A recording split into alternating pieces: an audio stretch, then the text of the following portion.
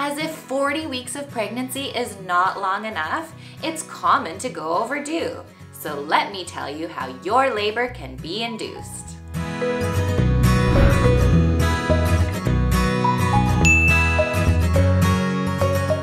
Hey everybody, welcome back to the Belly Blossom.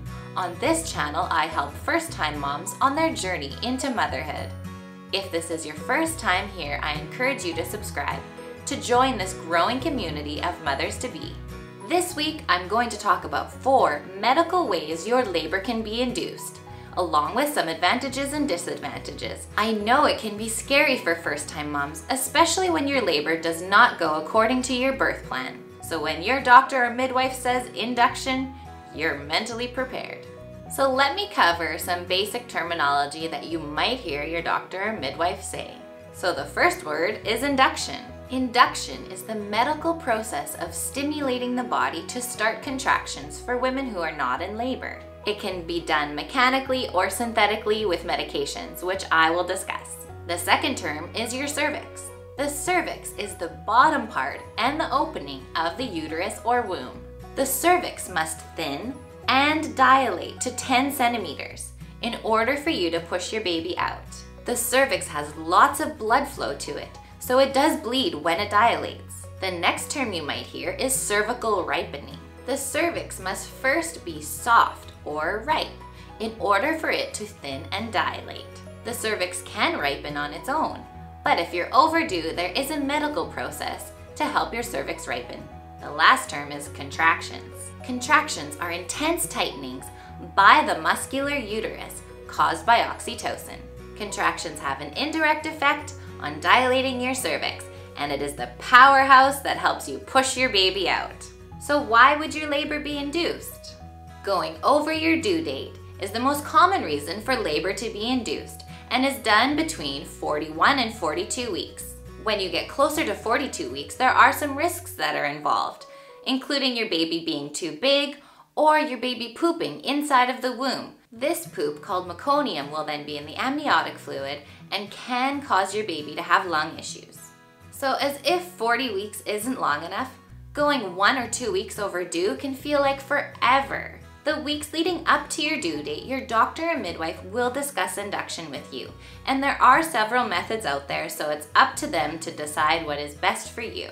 Your labor may also be induced for specific health reasons, such as high blood pressure, diabetes, and if your water breaks before your labor starts, just to name a few. There is a long list of very good reasons why your labor should not be induced, including convenience, problems with your placenta, active genital herpes, and if your baby is not in a good position, like laying sideways.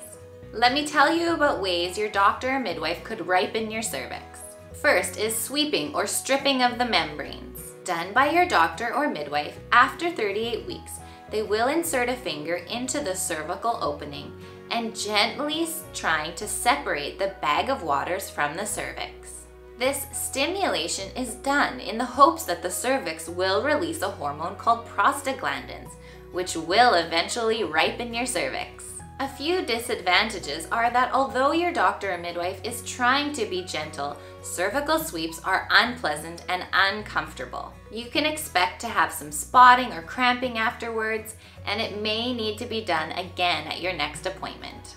But advantages include that it is a simple and quick technique, doesn't cost anything, and research has shown that it does decrease the likelihood of induction. The next 2 options are for cervical ripening and induction. So option number 2, a Foley catheter balloon device. If you don't know what a Foley catheter is, it's a tube that's inserted into the bladder to drain urine. It has a balloon at the end of it to prevent it from falling out. When used for cervical ripening and induction methods, the tube is inserted into the cervix and is inflated with saline solution. The purpose of inflating the balloon is to put pressure on the inside of the cervix, helping to stimulate prostaglandins, which will soften the cervix and aid in contractions. It can be left inside for 24 hours or until it falls out, and often traction is applied by taping the tube to your leg. Disadvantages include that it cannot be used if your water is broken, and often after the 24 hours has lapsed, your labor will need to be induced with another method. Advantages are that it is low cost and has less associated negative reactions than pharmaceutical induction methods. Research has shown that it has a shorter induction to delivery time than the pharmaceutical prostaglandins I'm going to talk about next. So, what are synthetic pharmaceutical prostaglandins?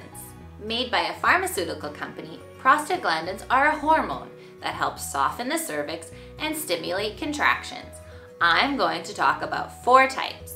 The first type is a gel called prostin, which is inserted into the vagina. The second type is also a gel called Prepidil, and it's inserted into the cervix. The third type is a pill called misoprostol, and it can be swallowed or inserted into the vagina. And the fourth type is called Cervidil, and it's medication on a very thin tampon with a string that is inserted into the vagina. You and your baby will be monitored before and at least for 1 hour after the medication is given. Prostaglandins can take some time to work, but hopefully you'll start to feel some cramping and maybe even contractions will start. If this is your first baby, it's common to need the medication more than once. And if everything looks good and your doctor's comfortable, you can even go home until things start to kick in. Advantages of prostaglandins are they are cost effective, they allow women to move around and be mobile, they can be used if your water is broken, and studies show decreased C-section rates compared to that of oxytocin, which I'll talk about next. Some disadvantages include they can cause nausea, diarrhea, and can overstimulate the uterus, meaning your contractions happen one after another, continuously, not giving baby a break. The Cervidil tampon can be easily pulled out and effects wear off in 30 minutes, but the gels cannot. The last form of induction is oxytocin. Oxytocin is a hormone produced by the brain, telling the uterus to contract, which causes labor. When used synthetically to induce labor, oxytocin comes in a very small vial and it's mixed with intravenous fluid. Starting with a very small amount, increasing slowly over time, oxytocin is given through an IV and is absorbed by the body through the blood. Oxytocin is most successful when your cervix is already ripe. You can expect contractions to increase in strength and duration as the amount is increased on the IV. You and your baby will be monitored continuously, with some short breaks if all is well. Disadvantages are that you'll be less mobile because you're hooked up to the baby monitor and the IV. Oxytocin can cause the cells in the body to hold on to fluid, which leads to swelling. As well, women who have had a natural labor compared to an oxytocin-induced labor say that the pain with the oxytocin labor is way worse.